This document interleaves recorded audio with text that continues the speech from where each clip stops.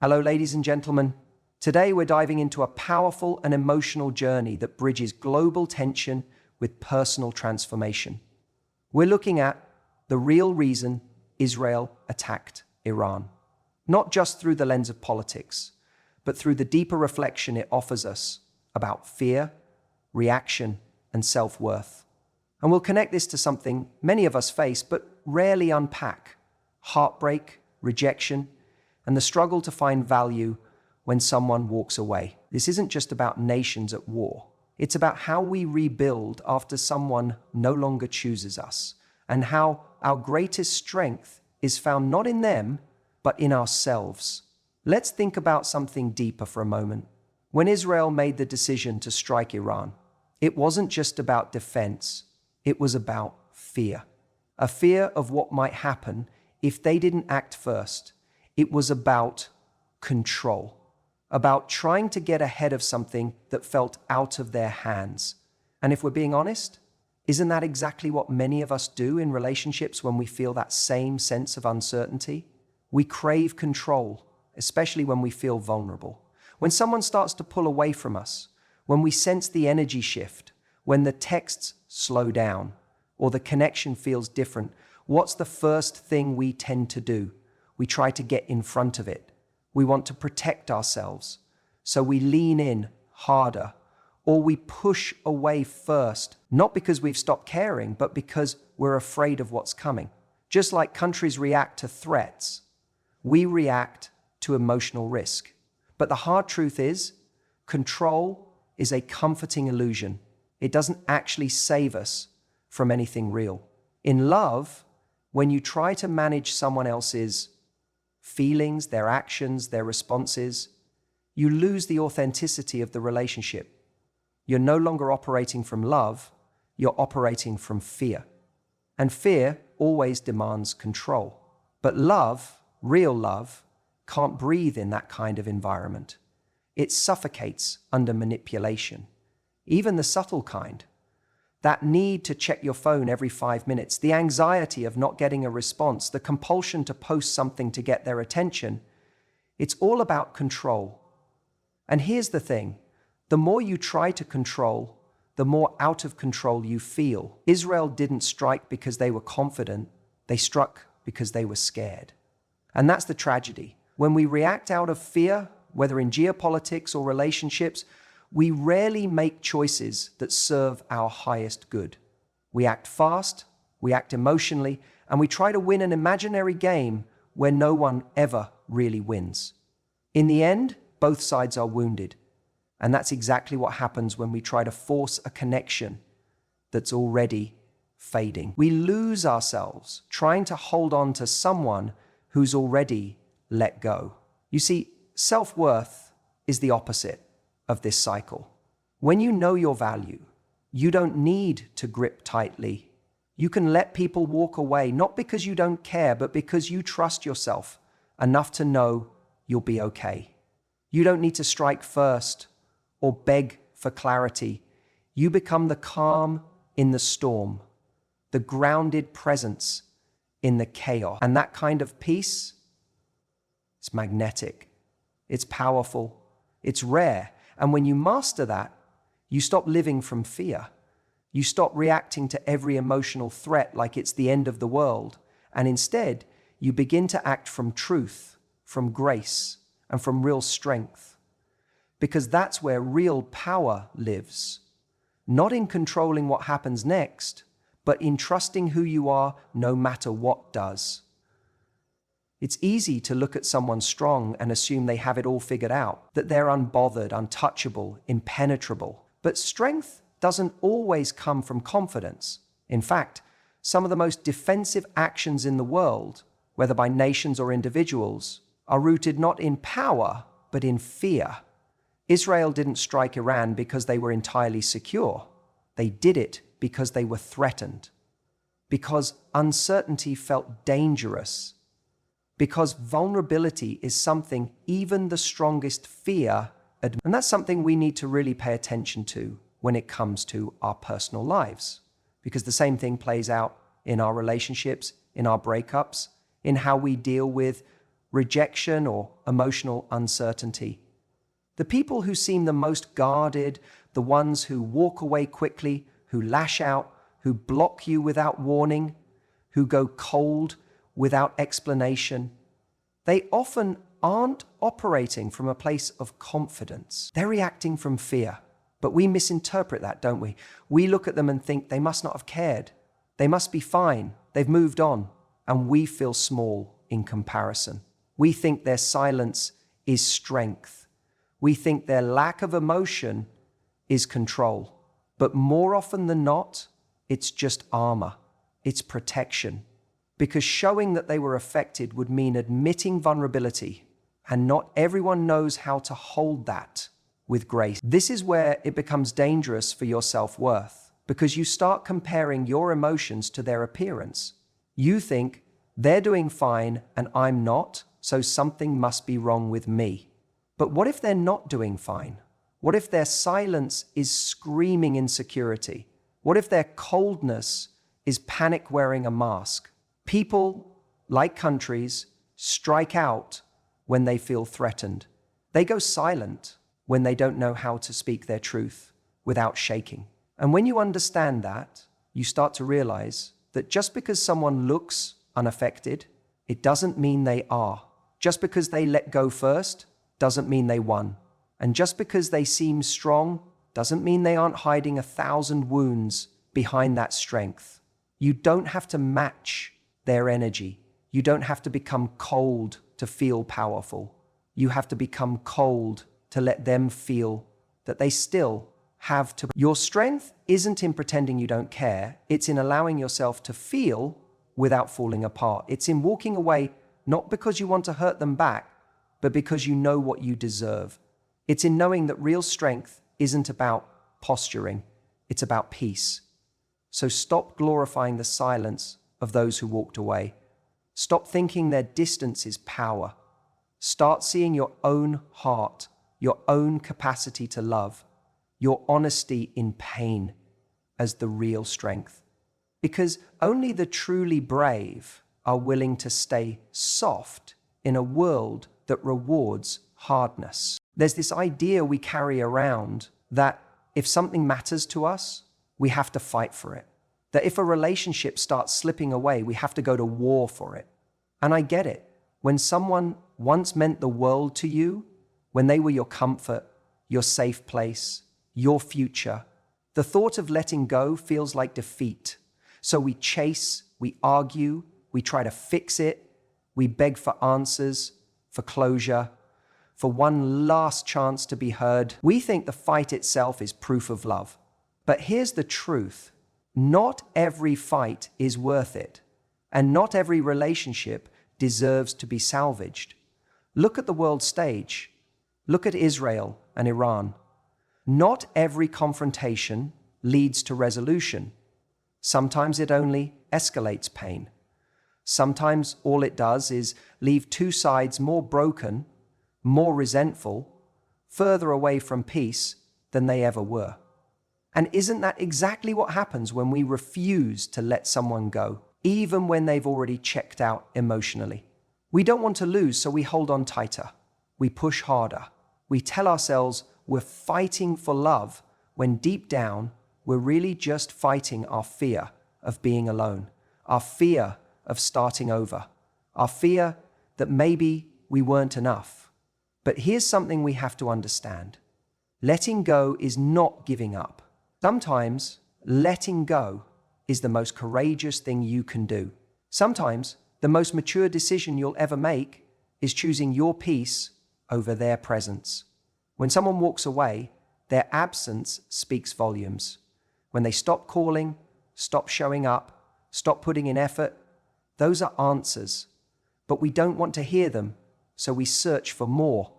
We want a dramatic reason, a confession, a sudden realization of what they've lost. But what we're really doing is stalling our own healing, stretching out a heartbreak that's already happened.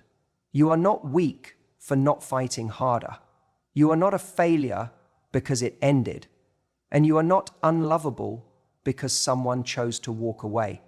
People leave for reasons that often have more to do with their own chaos than your worth. Some people don't know how to stay. Some people run from depth. And some people simply aren't capable of giving you the love you deserve, no matter how much you hope, wait, or plead. There's a moment when you realize that your peace is more important than your need for closure, that your energy is too valuable to be spent trying to convince someone of your worth, that silence is an answer, distance is a message, and the fact that you're still fighting while they've already let go, that tells you everything you need to know. And when that moment comes, the real strength is in walking away, not with bitterness, not with revenge, but with grace, because you finally understand that losing them wasn't the real loss. Losing yourself would have been. There's something powerful that most people underestimate. Silence, not the kind that comes from passive aggression or avoidance, but the kind that's intentional. The kind that says, I don't need to explain myself anymore. When Iran didn't respond immediately to Israel's attack, the world was watching, waiting, speculating. But sometimes not reacting is the most strategic move you can make. Because silence, when it's grounded, is louder than any emotional outburst. It carries weight. It disrupts the expectation. It makes people uncomfortable. And in that discomfort, they start thinking, reflecting, questioning. And it's no different in our personal lives. We think closure is about saying one more thing, that if we just explain ourselves the right way, say the perfect words, they'll finally understand. But what if the most powerful thing you could say is nothing at all? What if walking away quietly, without drama, without proving a point, is exactly what shifts the dynamic in your favor?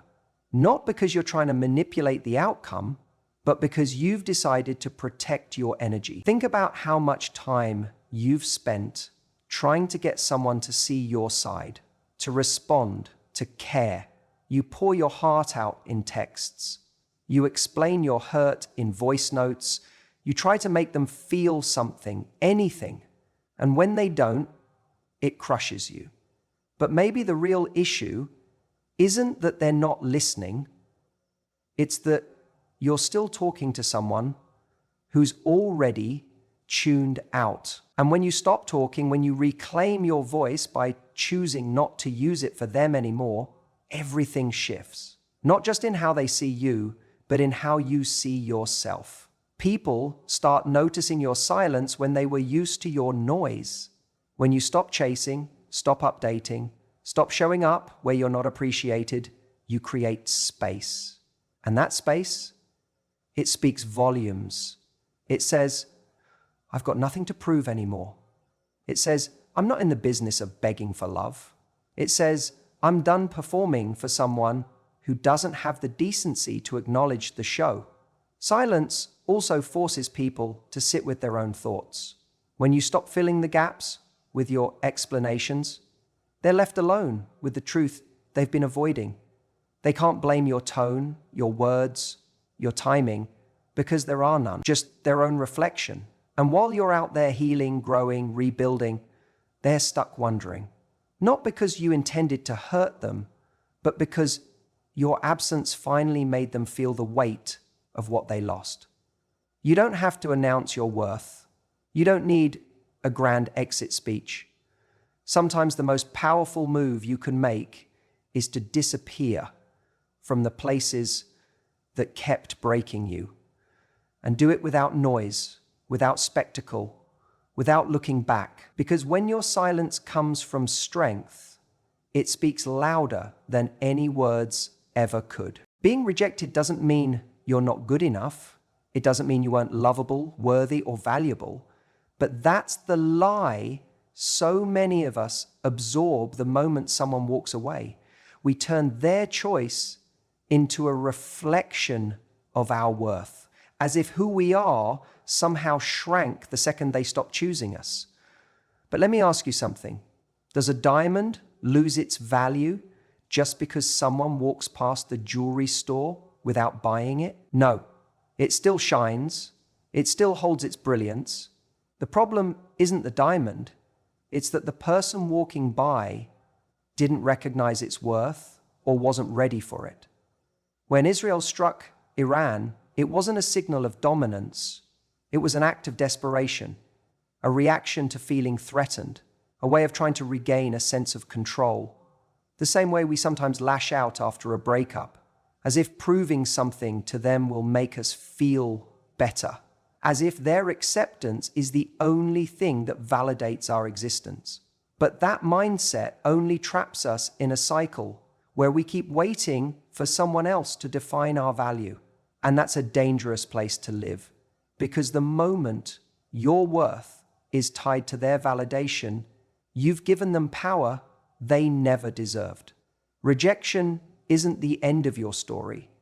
It's a redirection. It's life pulling you away from what wasn't meant for you. It's clearing space for something that actually matches who you are and where you're going. But we don't see that right away because we're too busy analyzing what we did wrong. We replay conversations, obsess over moments, twist ourselves into knots trying to make sense of it all. But what if the answer isn't in the past? What if it's in the present? Right here, right now, in your choice to stop internalizing their actions and start reclaiming your identity. When someone leaves, their absence doesn't reduce your value.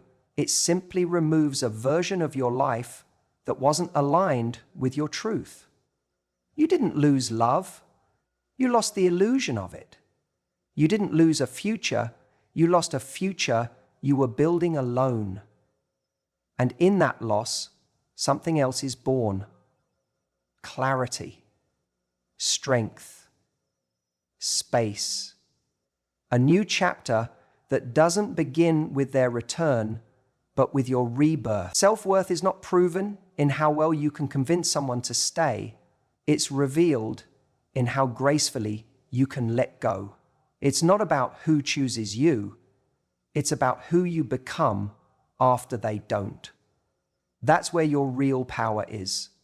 Not in begging to be seen, but in recognizing that you've always been enough, even when they failed to see it.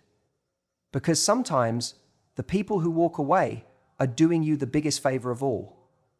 They're making room for you to finally come home to yourself. We wait. We wait for them to realize what they lost. We wait for the apology that never comes. We wait for the moment they wake up and suddenly see our worth clearer than they ever did before. But healing doesn't live in their regret. It doesn't begin when they message you again or when they say, "I made a mistake." It begins when you stop tying your peace to the possibility of their return. Israel might rebuild its image. Iran may craft a future response. But neither of those moves will undo what was already done. In your life, it's the same. No amount of regret from someone else will undo the moments you were left confused, doubting yourself, hurting in silence. And if you're waiting for them to circle back, to make things right, to finally see your value, you're placing your healing in their hands.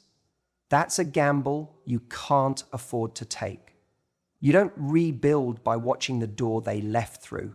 You rebuild by turning toward yourself, toward the version of you that was always there, even when they stopped showing up. The version that kept going, that kept hoping, that kept feeling even when it hurt. That person, the one who stayed true in the mess of it all, that's the one who deserves your loyalty now. We've been taught to think closure comes from someone else's explanation, but it rarely does. Closure isn't found in what they say. It's found in what you decide. When you say, "This is over," not because they confirmed it, but because you did. When you stop holding space for someone who already made the choice to leave it, when you stop expecting healing to arrive in the form of someone else's words and choose to give it to yourself instead.